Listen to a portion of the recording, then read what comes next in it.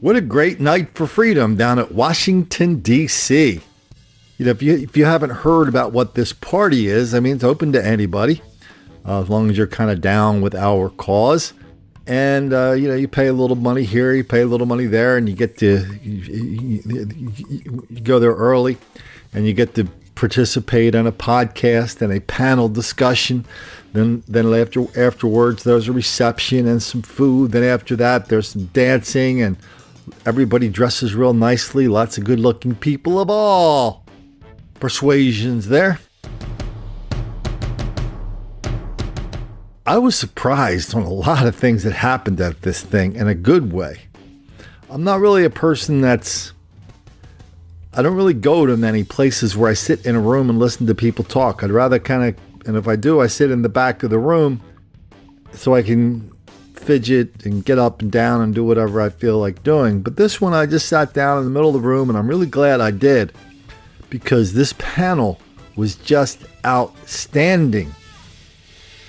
And you really missed it by not being there to hear those guys. But I think Mike Cernovich, the party organizer, is going to put this on YouTube, so you'll be able to see it pretty soon. So who was there? We talked about Cernovich. He's the organizer. He's the major domo, makes this thing happen. I think the headliner was the one and only Milo Yiannopoulos. Then there was Stefan Molyneux, showing why he gave a presentation, or he answered a lot of questions, showing why he's such a dominant personality in this space of conservative truth tellers.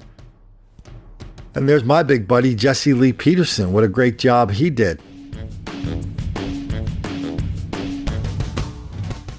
But I tell you, the surprise of the night, the first surprise of the night, came from a banker, not a mortgage banker, an investment banker, a guy who runs hedge funds.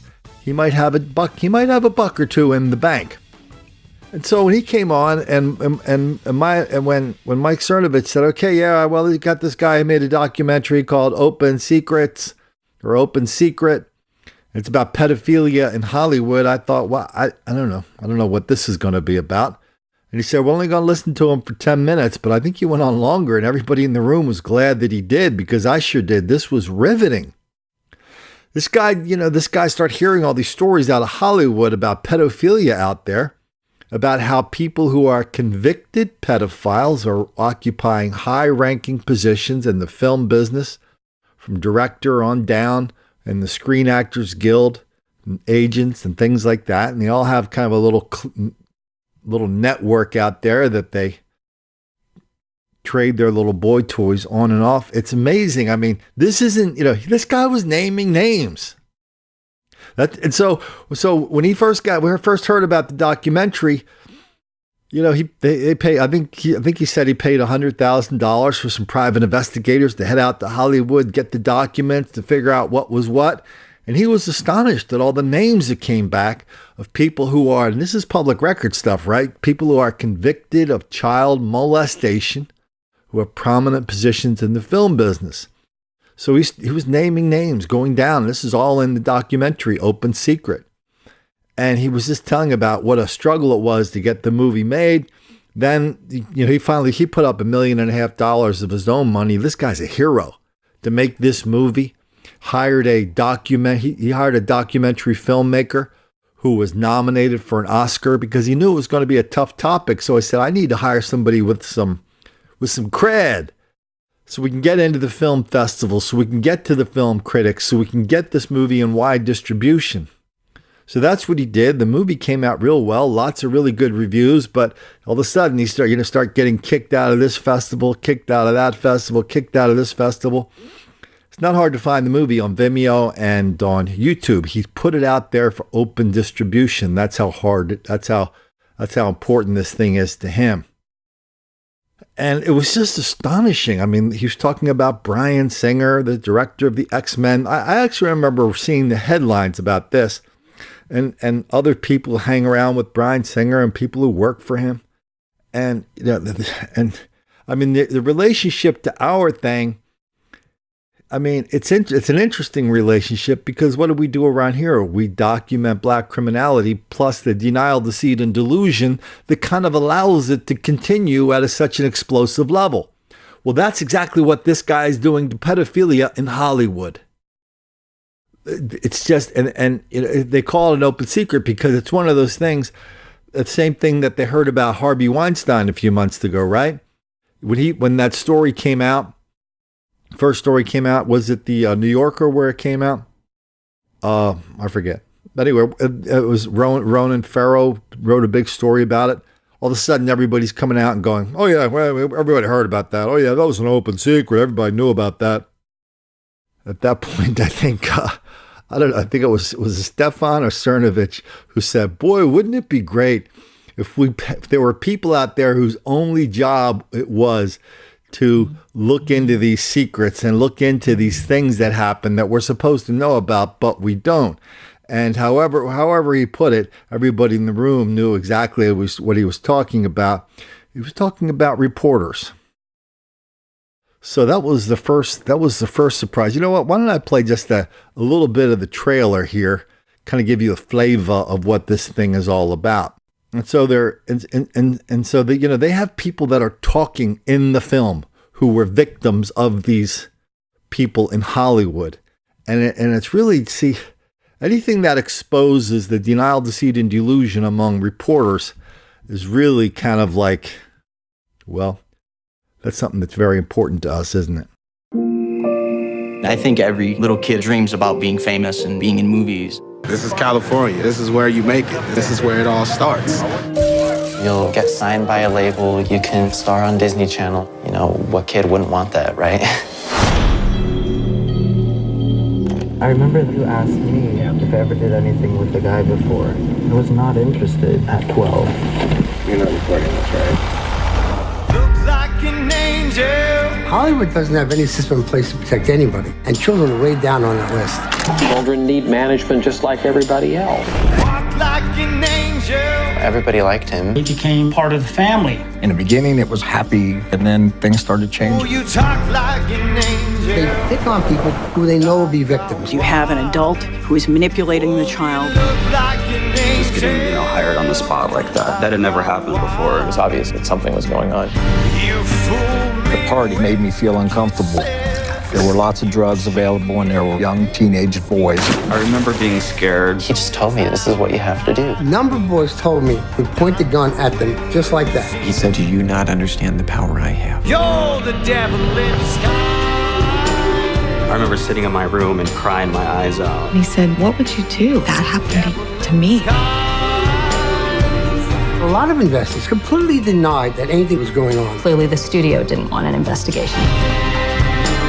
I hated when you tried to have me sleep in your bed and touch me. I don't know anything about that. There will always be a steady stream of kids who want to be famous. We're absolutely talking about the tip of an iceberg. It wasn't uncommon, let's put it that way. Anyway, the investor is finding out the same thing that I often find out making these videos. I should call him the producer. That if you want to learn about something, write a book about it. If you want to learn about something, make a movie about it. Because once you write the book or make the movie, then you're going to start hearing from all kinds of people.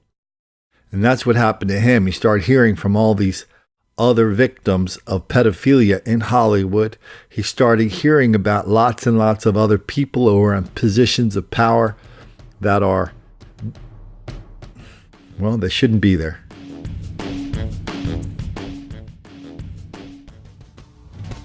So I'm looking forward to looking at this documentary more fully.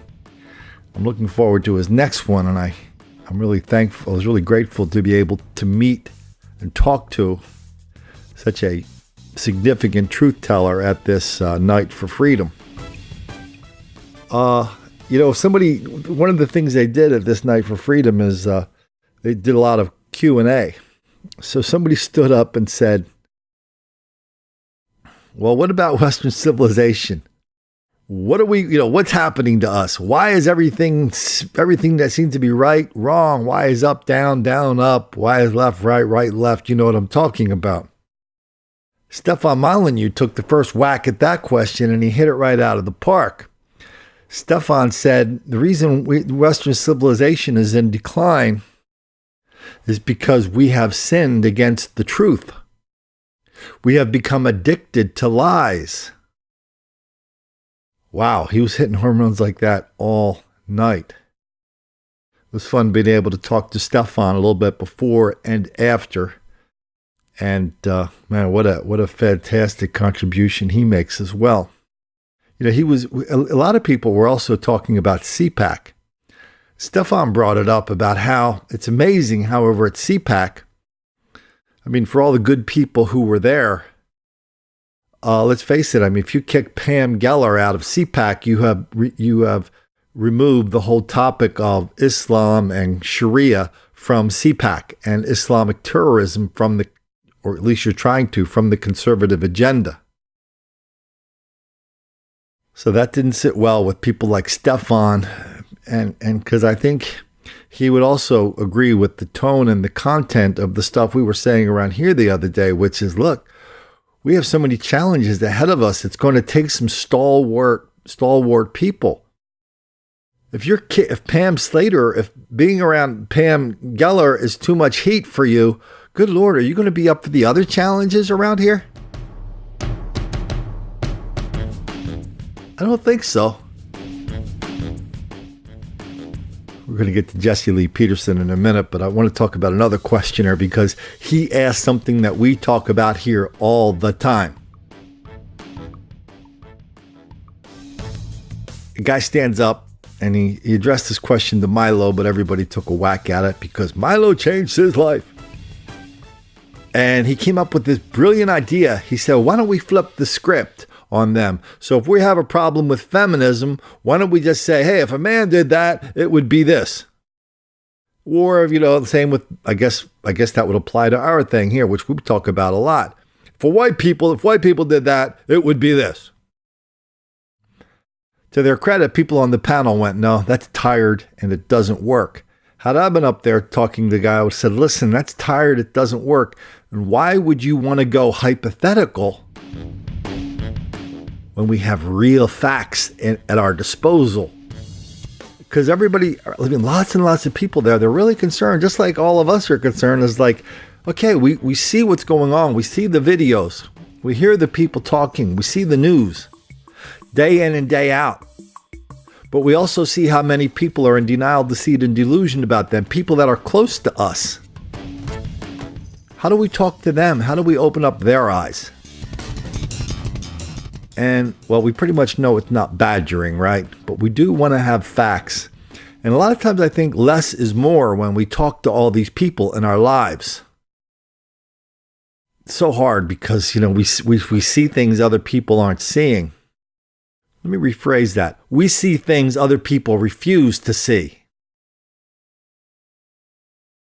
And all we can do, if people are just shutting down on this, whether it's the topic of black criminality and the denial, deceit, and delusion around it, or lots of other topics, if somebody's shutting down, I think the only thing we can just say is, I would say let them talk. All of us want to talk, right? But let them talk. It's like, hey, did you see this?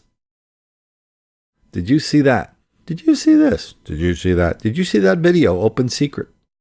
Did you see these videos Colin and Jesse Lee Peterson were talking about? What's up with that? White people do it too? Or could you show me some videos of that? You could, but you're just too busy. Oh, okay. Because when you're in denial and deceit and delusion, everything you believe is just really tissue thin and it's right on the surface, right? It cannot escape scrutiny. It can't withstand scrutiny, especially your own scrutiny. Can't withstand one question from me to you. If you're in denial, it can't withstand that. So instead of, trying to convince people on the facts, let them explain it. Let them explain it to you. But every once in a while, just go, oh yeah, can you give me an example of that? Let them talk more. more often than not, you're going to find that the people they're going to be saying things that it's going to sound dumb even to them.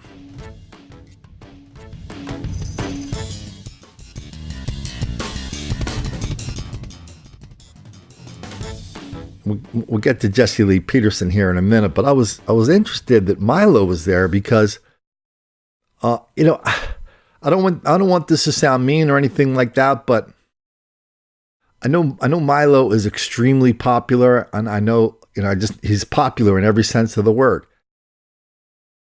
Okay, I don't get it. Okay, I just don't. All right. Okay, I don't get the Milo thing, but that doesn't mean he's not good at whatever he does. Okay, good for him. I don't get it. But I thought it was weird that the guy we just talked about the producer who talked about his documentary Open Secret. I don't know. Milo wasn't up there when he was talking. I don't know if Milo came in late or whatever. So as soon as the guy was done his spiel and he sat down, then they introduced Milo. Mike Cernovich introduced Milo, and Milo came up to lots of applause.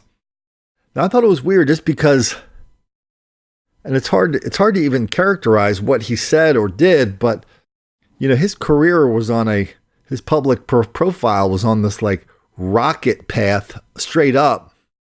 And then he was quoted as saying something that the best we can characterize it is at least ambivalent about sex with children. Some people say that was taken out of context. Okay, whatever. I was actually waiting to somebody say, "Hey, Milo, what'd you think of that video? What'd you think of that documentary we just heard about? You down with any of that?" Didn't really quite get that, but he did talk a little bit. He did talk a little bit later on when I was talking to people. It's funny, when I was talking to some of the lovely ladies, they really liked what he said. And the guys are going, "Oh, okay, I like Stefan a little better," but it was interesting when you think about it. There's Stefan Molyneux up there. I think he's a pretty well-known Ayn Rand atheist. Then you got Jesse Lee Peterson, a man of the book, the good book. I mean, he talks about hate and love. That's pretty much it for causes and solutions. Hate's the cause, love is the solution. I'm kind of down with that, to tell you the truth. Then there's Cernovich, and there's Milo, this producer. So it was really 5 guys with really, they're really, had different points of view and different experiences, but it really turned out well. Now let's get to Jesse Lee Peterson, because he was my favorite guy up there. So, I've been on Jesse's show a bunch of times, and I know a lot of people listen to these podcasts, watch my videos. They're big Jesse Lee Peterson fans too. And Jesse doesn't like to make things complicated. He just likes, because you know what? The truth isn't really that complicated. That's why it's the truth. So when Jesse, when people talk here about causes and solutions, my answer is always, hey, just go to Jesse Lee Peterson. He'll tell you about the cause and the solution. Jesse talks about hate. Jesse talks about lie. He calls them the children of the lie. And he talks about the solution, love. I got a kick out of Jesse because beforehand, and when he was on the podium, we were talking, and he said, "Colin, he told the story from the podium. He said he goes into black neighborhoods and he asks black people what they think about white people. Then he shows them some of my videos. He loves my videos. And every black person he talks to says white people do that too. They're just absolutely closed off to the possibility that there's something really weird happening out there and it's wildly out of proportion. They will tell you with great feeling that white people are harassing, beating, taunting, threatening, robbing, and killing black people. Oh yeah, that happens all the time. But when you start asking for examples, that's kryptonite. All of a sudden, everybody's got to go home and wash their hair. Everybody's got to go home and read comic books. Everybody's got to go do something else when you ask for examples. Because a lot of people on some level, they must know, even if you came up with 1 or 2 examples, I mean, that doesn't really compare to the hundreds and hundreds and hundreds and hundreds we do around here. So Jesse was very generous during his presentation, during one of his questions, when he's talking about the children of the lie and hate and love. And a lot of people in the room knew who Jesse was. A lot of people know the great work he does in Los Angeles. He talks about the family, building up the man, building up the family. That's the only way you're going to save people who are lost out there. I mean, Jesse, he made me stand up because he was talking about me. He goes, "Hey, Colin, stand up." He was saying, "That's the, blah, blah, blah guy in America. That's the bravest guy, the best guy in America for this or for that." So I got to stand up and tip my hat. And he even prefaced it by saying, "Hey, does anybody here know who Colin Flaherty is?" Everybody went, "Oh, yeah. So that was a very cool thing, very generous of Jesse to do. Really great to be in a room where, people are eager to learn new things and to figure out what they can do to take this to a new level. One of the things we do with these podcasts and with my videos, I don't like it just good old Colin up here talking. I do like to remind people there's something real going on here.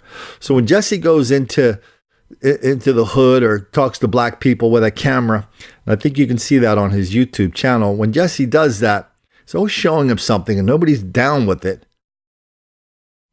I mean, I'm thinking of 3 videos we've done. Well, one video we already did around here, which is still kind of unbelievable to me, out in Des Moines. And then, there's these 2. Why don't we just listen to these 3 videos, just run them right together? Well, here at home, the referees ended a high school basketball game early, and that's when a brawl broke out. As Nightside's Virginia Huey reports, some say school officials should have done more to prevent the fight. They were throwing punches, hurling profanity, and tossing garbage cans. You're watching cell phone video of a brawl that broke out at Southampton High School in the final minutes of a varsity basketball game against Wyandanch. It happened so fast. Deanna Elieser's 16-year-old son plays on the Southampton team. She was standing in the bleachers when she found herself in the middle of the melee. It was just a rush of people that came from one side of the gym to the other. They were swinging on old people, young people, girls. They didn't care, they didn't care what they were doing last night. They were just that angry. The Southampton School District says it started when a Wyandanch player was ejected and the team's coaches wouldn't leave the court. The referee called the game early, and that's when people in the gym started fighting. We actually feel victimized. But Wyandanch school officials say the brawl erupted when members of the Southampton community hurled racial slurs at Wyandanch players and spectators. But this is the thing that we feel really kindled the fire. There was a lot of N-words being said, and some people just, lost their tempers. Police were called in to restore calm. In a letter to parents, the district said, quote, "There were no major injuries and all students are in school this morning. Our high school administration and security personnel have reviewed the security footage and other available video. At this time, no disciplinary action has been taken." I just felt very unsafe last night. Eliezer says the district is downplaying the brawl. She says her cousin's 18-year-old son, a student at Southampton High, suffered a head injury. Southampton Village Police also told News 12 multiple people were hurt and 2 were taken to the hospital. Eliezer says the district didn't do enough to protect the players and spectators. I just hope that Southampton is going to push the issue and make sure that these people are apprehended and that there's consequences for them.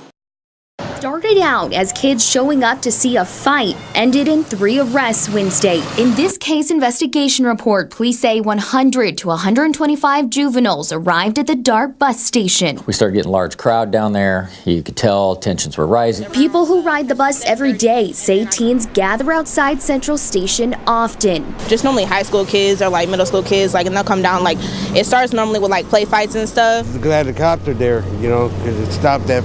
Because if they weren't, they'll be fighting down there. Police tried to control the situation and most students listened, but not all, leading to what you see here. The officers tried to arrest them. and that's when they met some resistance. This is the second time in the past few weeks that police have had to respond to large crowds of teens being disruptive outside DART. It's with increasing frequency that we see these types of incidents down there. I mean, we had one 2 weeks ago. So there's a lot of factors that allow this to happen. And, we're going to be looking at all of those. Police say they can manage behavior, but not change it. And it will take the community to solve the problem. Those with DART agree. Our DART team is working closely with the Des Moines Police, the City of Des Moines, Des Moines Public Schools, and other community members to determine the best steps going forward in these situations. It's important that we all work together as a community. Eventually, about 100 high school and middle school students converged onto an area around 6th and Walnut. But the violence didn't end there. Ben Oldacht's here to take us through what happened.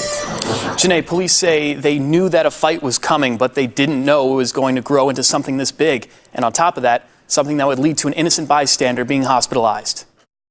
And our school resource officers received some information that there were two kids that were planning a fight. They were going to fight each other. Who knows why? I'm sure it's absolutely ridiculous, but they were going to fight each other. But what may have been a normal after-school fight turned into a spectacle. Word spread. We could see that it was picking up some momentum. So we sent some officers down to the area where we thought this was going to occur. What we did not expect was the number of students from a variety of schools that showed up simply to spectate. The police department had 10 officers in place. They were met with around 100 students from different schools gathered to watch what was happening. Then things got out of hand.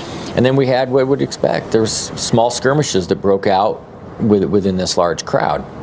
That mob mentality takes over, and these kids started just getting out of control.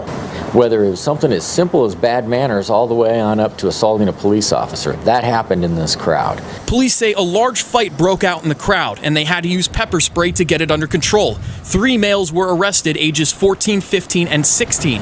After 2 hours, things were back to normal. But the story doesn't end there. What happened later was several of these kids got on a bus and left the area. Some of the teenagers got off those buses here at the McDonald's on University, where police say they began to fight again and eventually turned their aggression to a passerby, leaving him with injuries so severe he had to stay at Mercy Hospital overnight. According to the police report, that man was 55-year-old Dan Opre. And they caused pretty serious injuries to him. It looks like he might have some facial fractures and a gash on his head. Now, the victim has been released from the hospital. Parizek says these issues should have been solved in the home and that it's absolutely ridiculous the department had to dedicate the amount of resources they did for this incident. Des Moines Public Schools released a statement on the brawl saying, quote, "There certainly may be student discipline, but the district will wait until police finish their investigation before moving forward. We are thankful for the DMPS staff member who originally alerted school resource officials to the possibility of a confrontation." Say 2 teachers and an officer were hurt after fights broke out among high school students. The fights broke out around 8:40 this morning, and now police say several teenagers are facing assault charges. Someone inside the school captured video as the fights took place right outside the cafeteria. Police say a group of up to 10 girls got into the altercations. In the video, you see a Georgetown police officer trying to break up the fight. Then he's assaulted. Police say the officer and 2 teachers who also tried to stop the fighting all received minor injuries. The chief of police tells us the school was aware of friction building between the teens and took measures to try and avoid what happened this morning. As violent as the fighting was, police say it was under control in a matter of minutes. They say several of the teenage girls are now facing assault-related charges. Now, there were no weapons. This is not a gang issue. These parties knew each other. They're familiar with each other. This has been a strained relationship that the schools were aware of, that they were monitoring. And so somebody wants to tell me that's a white thing too? White kids are doing that too? Wow. When did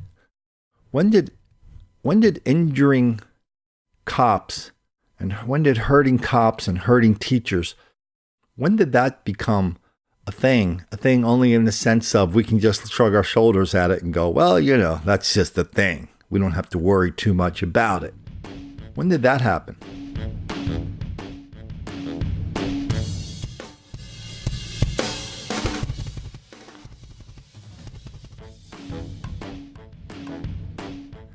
for all the brouhaha surrounding the big shootings down in Parkland, Florida, the one where 17 kids died recently, recently. And so, the president's been saying this. A lot of other people have been saying this. We got to put people in schools with guns, whether they're teachers or administrators or people that maybe people that are comfortable with guns and know how to use them. We've got to put them in because absent that, nothing else works. I mean, we can get people to shoot. Cops can be there. Sometimes they don't represent themselves well, as in Parkland. Other times it's just going to be there. Okay, we're the cops. We're here. How many people have died? We'll help with the body count. So if you're really serious about saving kids' lives, those kids would be alive today if some teachers in there had guns. That's a plain fact. But this is also a plain fact. This week, there started to be of course, there was a lot of pushback to that. One of the most strident threads of pushback came from the fellas and their lovely ladies who start talking about how black people will be disproportionately shot up in schools if we start giving teachers guns, because everybody knows. See, we already know one thing. We already know that white teachers are disciplining black students wildly out of proportion when white kids do it too. We already know that, right? And we already know that white teachers pick on black kids, and that's the only reason why black kids aren't getting the same kind of grades as black and white kids don't get the same kind of grades. And so, everybody's pushing back and saying, this is racist. We can't let this happen. Well, damn, they're sure, they're sure as hell right on one thing. There's an enormous amount of daily argy-bargy in black schools that nobody wants to acknowledge. Nobody can get their mind around. Everybody wants to pretend isn't happening. Everybody's got these policies in place now. We're going to break the cradle to prison pipeline. We're not going to arrest our students. We're not going to arrest our way out of this mess. You got to hear this. This was weird. Somebody just sent me this. It's from that sheriff. That sheriff I'm talking about, Sheriff Scott Israel of Broward County. He's the one who's been in the news lately a lot because it was his deputies that were at the scene of the shooting, who may or may not have been cowering outside while somebody was inside with a gun killing people. So they're at a mosque. And one of the sheriff's deputies, apparently he's Islam. He's a Muslim. Speaks the language. So he's up there giving a little dog and pony show about how the cops are all down with the Muslims and the Muslims should be down with the cops. That's kind of interesting in its own right. But what's interesting is when the sheriff got up there, he started talking about how he's going to measure success not by the number of people he arrests, but by the number he doesn't arrest. And he started talking about second, third, fourth chances. Let's listen to that. Let me know the first time you hear anybody talking about victims. And alhamdulillah, Rabbil Alameen, brothers and sisters, Allah subhanahu wa ta'ala has blessed us with another Ramadan, mashaAllah. Allah subhanahu wa ta'ala has locked the shaitan, and alhamdulillah, the sheriff continues to lock the bad people, inshallah. Alhamdulillah. Brothers and sisters, I wanted to stand here before you today. Is Lisa here? She needs come up. It's important that we hear from our community, inshallah. I won't take much time and I'll introduce the sheriff, but I want to testify before you, brothers and sisters, because it's important for you to hear from us, inshallah. Alhamdulillah, a couple of years ago, I had an opportunity to witness our sheriff be sworn in. And he said something that resonates with me, and I want to share it with you so you know the type of individual and what he does. He said regarding our youth, our children, because we all focus on our children very much. He said he's going to measure his success by how many kids he keeps out of jail and not how many kids he puts in jail. Takbir. Brothers and sisters, this was an indicator for me that this man is a straight man. He is a man of honor, of haqq, of justice. Alhamdulillah, I had another opportunity to hear him speak, and he was talking to his team, the employees, the deputies, the people that protect you on the street. He said, I want you to put God first. Listen to me, this sounds like Sheikh Shafayet. I want you to put God first, your family second, and the community third. Takbir. Brothers and sisters, this is the reality. This is the man that is our sheriff. And one thing, inshallah, and I'm not going to take any more time. Almost a year ago, we had a situation where people were targeting Muslim business owners, embezzling hundreds of thousands of dollars from members of our community. These members of the community reached out to other law enforcement agencies, and their back was turned. Wallahi, and I'm not exaggerating.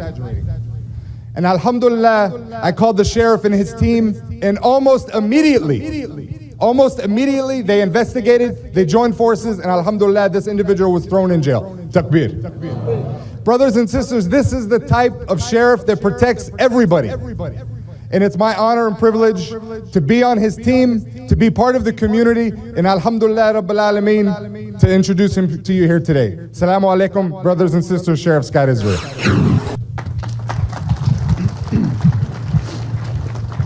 Assalamu alaikum. I'm going to do the rest in English, though, if that's okay. To be here during Ramadan is an honor to me. It's an absolute honor. I've never spoken to, at a mosque during the month of Ramadan. This is an absolute honor, and I'll never forget that. Thank you for allowing me this opportunity. Nazar is right. I have said over and over and over again, we have to measure the success of the Broward Sheriff's Office by the kids we keep out of jail, not the kids we put in jail. We have to take care of our children. We have to give our children second chances and third chances. And now we have sheriffs and judges and district attorneys. They all pretty much agree on one thing. If somebody breaks the law, they need our help. They need it to be patted on the head until they promise never to do it again. That's how people slip through the cracks and show up at school with guns and kill people, 17 people out of whack. That's how entire schools turn into warehouses while delinquents, however many there are, from 1% to 90%, it's how delinquents ruin these schools. You get clowns like this sheriff standing up going, well, we got to give them second, third, fourth chances. And there just aren't enough people calling BS on that. There just aren't enough people calling attention to these videos. There just aren't enough people saying, hey, what is going on with black dysfunction in this country, and why is everybody blaming it on me all of a sudden? Me being me, and you, and you, and you, and you, and you, and you, and everybody else listening to these podcasts. I'll take responsibility for my own stuff in my own life, not anybody else's stuff in their lives.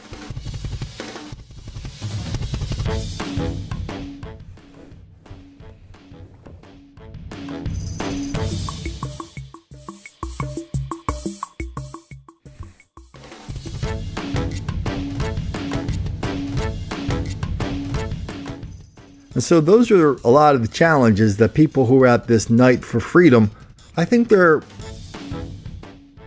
they seem to be ready and willing and able to start taking these challenges on. They have been taking these challenges on in a lot of different ways, a lot more able than a lot of the folks at CPAC. I mean, good Lord, that woman, Mona Charon from National Review, she was in there trashing the hell out of Trump. I mean, why didn't you just invite Hillary Clinton, for crying out loud?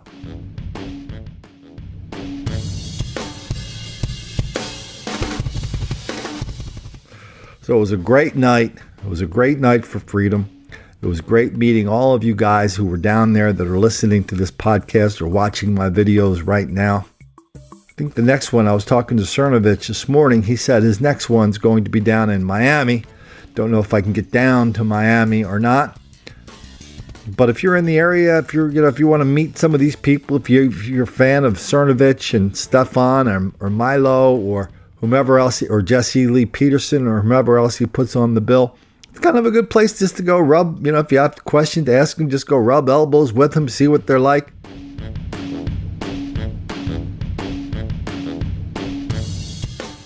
People there are very friendly. You're just standing around. People just start talking to you. Everybody's very open. They know why they're there. They're there to meet other people, like-minded people. People who are not overly interested in making the black kids angry.